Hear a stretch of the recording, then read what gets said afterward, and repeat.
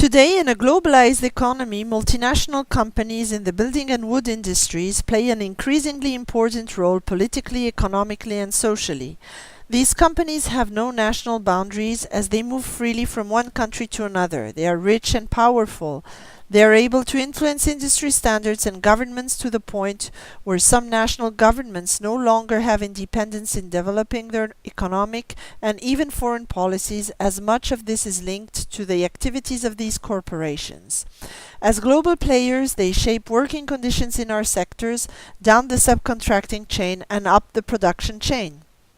Throughout the world, multinational corporations such as IKEA, Holcim and Lafarge appear to have dual values and dual standards.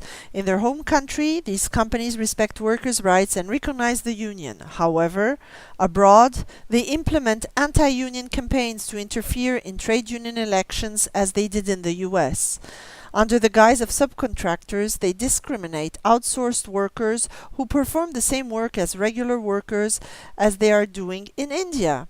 They intimidate trade unions by co-opting officials to arrest trade union leaders as they are doing in Indonesia. BWI is pushing multinational corporations to install equal values for all workers regardless of where they work. Today, in a global economy where workers are continually marginalized, it's important that we further strengthen global solidarity. We need also to seize opportunities in strengthening our work on organizing in multinational corporations and infrastructure projects. After a long struggle in IKEA's Wedgwood in Danville, USA, the workers voted for a union with a resounding 72% yes vote. This is a result of a national and global campaign supported by BWI affiliates around the globe. The workers voted for a union, but struggle is not over, as the next major hurdle for the workers is to negotiate a successful collective bargaining agreement that improves workers' safety, promotes respectful treatment, and puts an end to favoritism and discrimination. Despite having an international framework agreement with IKEA for 12 years, the agreement was not applied in the USA. In 12 years, the BWI negotiated 16 international framework agreements promoting workers' rights in the construction and wood sectors, which also include a complaints and monitoring mechanism applying to suppliers and subcontractors. BWI continues its campaign against ACC Holcim Jamul units in Durg district of Chhattisgarh state in India. Holcim India employs 1,200 temporary workers offered worse condition than permanent employees. Indian legislation on temporary work provides all temporary workers are entitled to the same wages and working conditions as permanent employees.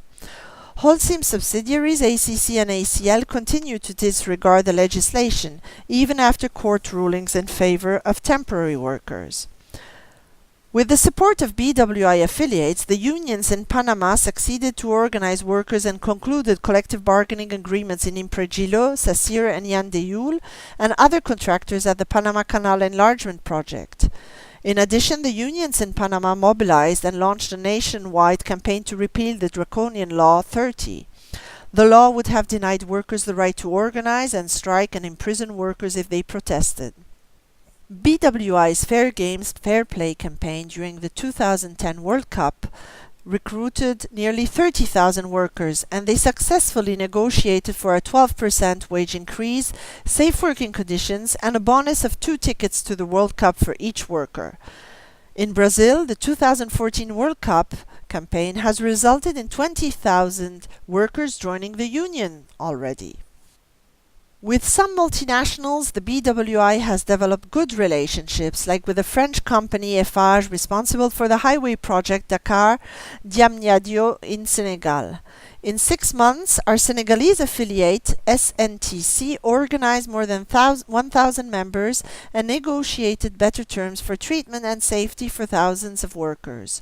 The project is expected to employ over 10,000 workers, and the union expects to achieve at least the rate of 80% of the workers on the site of the highway.